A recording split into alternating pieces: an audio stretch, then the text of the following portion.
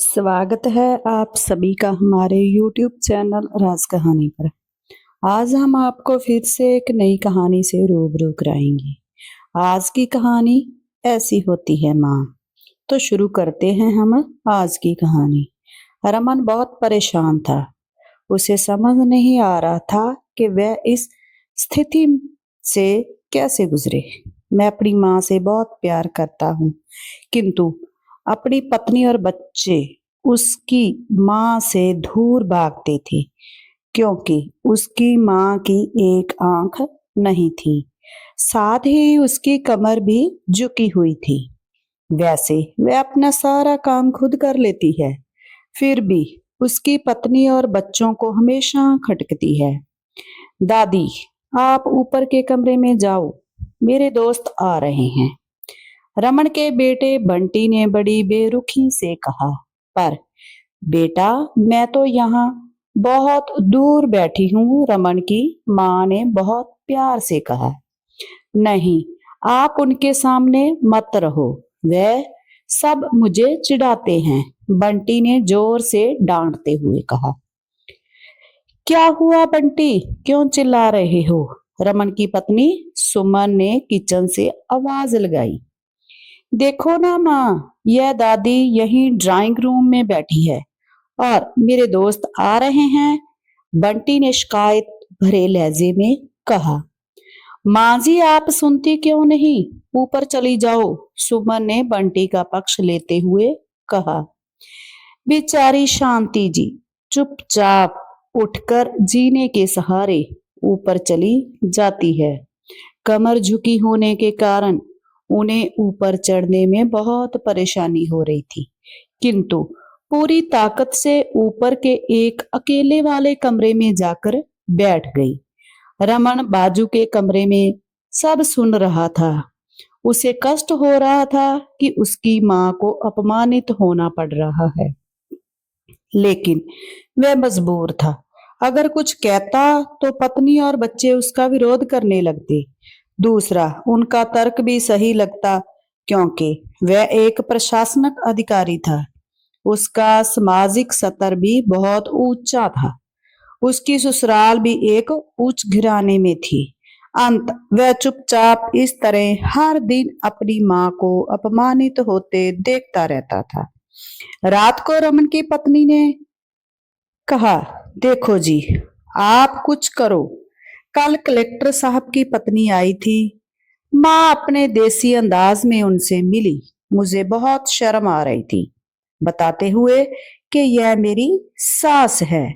मैंने कह दिया कि दूर की रिश्तेदार है, इलाज कराने आई है। रमन को रोना आ रहा गया, किंतु फिर भी वह चुप रहा। उसे समझ में नहीं आ रहा था कि वह क्या करे।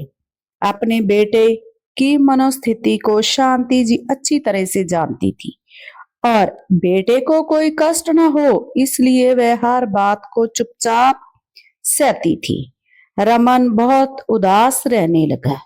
एक तरफ परिवार और सामाजिक स्तर जीने की प्रतिबद्धता थी और दूसरी ओर माँ।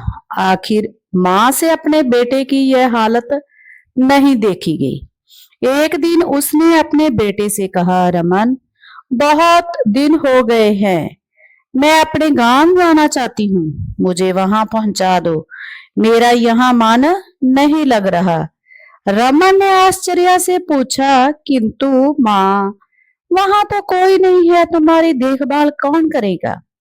तब रमन की पत्नी सुमन बोली, सब गांव के लोग हैं और वहां तुम्हारे मामा जी तो उसी गांव में रहते हैं, और फिर हम सारी व्यवस्थाएं कर आएंगे। हाँ बेटा, बहू सही कह रही है, शांति जी ने लंबी सांस लेते हुए कहा।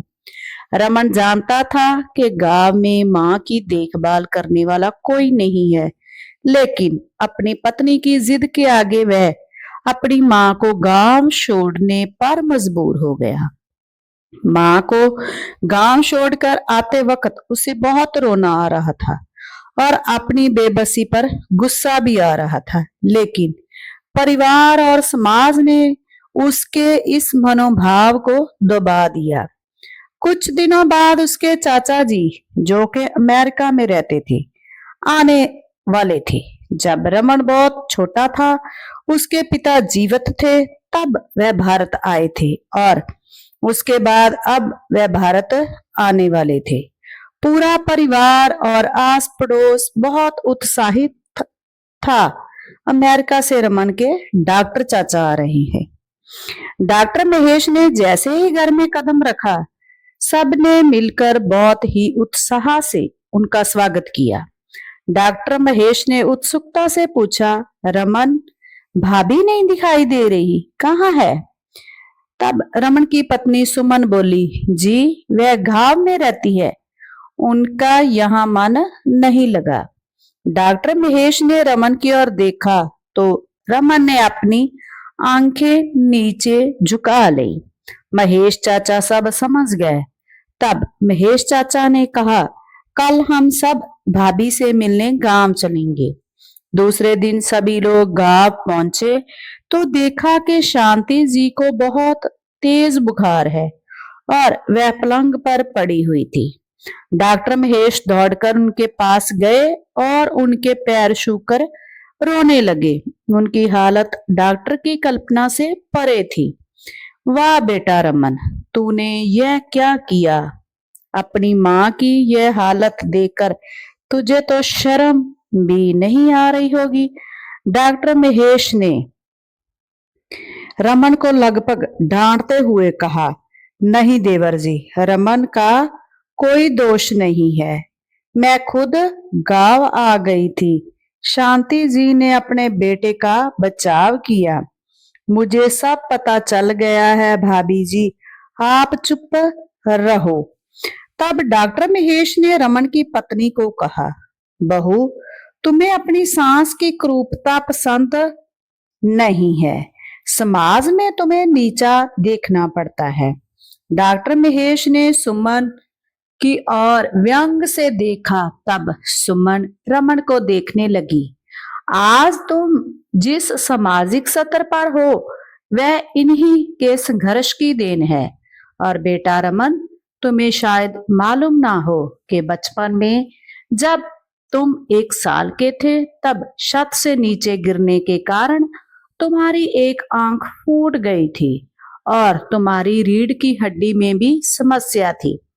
तब तुम्हारी इस क्रूप माँ ने अपनी एक आंख और अपना बोन मैरो देकर तुम्हें इतना सुंदर स्वरूप बनाया।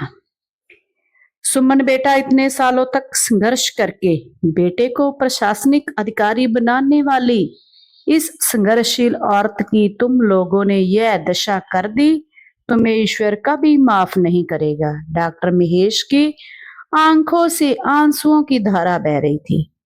भाभी मेरे साथ अमेरिका जाएगी और इन स्वार्थी लोगों के बीच नहीं रहेगी। डॉक्टर महेश, जो उसके चाचा थे, उन्होंने जो राज बताया, उसके बाद तो रमन को यही लग रहा था कि उससे ज्यादा पापी इंसान इस दुनिया में कोई नहीं हो सकता। वह दौड़ता हुआ अपनी माँ के कदमों से लिपट गया और बोला, माँ, मैं आपका अपराधी हूँ। मैं और आपका अपमान करवाता रहा। अब सिर्फ आप ही उस घर में मेरे साथ रहोगी और कोई नहीं रहेगा। रमन ने अपनी पत्नी और बच्चों को घूर कर देखा। सुमन को भी बहुत पश्चाताप हो रहा था, किंतु उसकी हिम्मत नहीं हो रही थी कि वह शांति जी से आंख मिलाए। शांति जी ने सुमन के मन की स्थिति को समझकर उसको अपने पास बुलाया और रमन को डांटते हुए कहा, खबरदार, जो मेरी बहू को मुझे अलग करने की बात की, मैं तुझे ही घर से बाहर निकाल दूंगी। शांति जी की बात सुनकर सुमन और बच्चे दौड़कर उनके पैरों पर गिर पड़े और अपने किए की माफी मांगने लगे। माँ क्या हृदय, उन्होंने सबको माफ कर दिया। उसके बाद रमन माँ को लेकर वापस घर आ गया। तो दोस्तों, यदि आपको हमारी यह कहानी अच्छी लगी तो हमें कमेंट करके ज़रूर बताइए और हमारे चैनल को सब्सक्राइब, लाइक और शेयर ज़रूर करिए।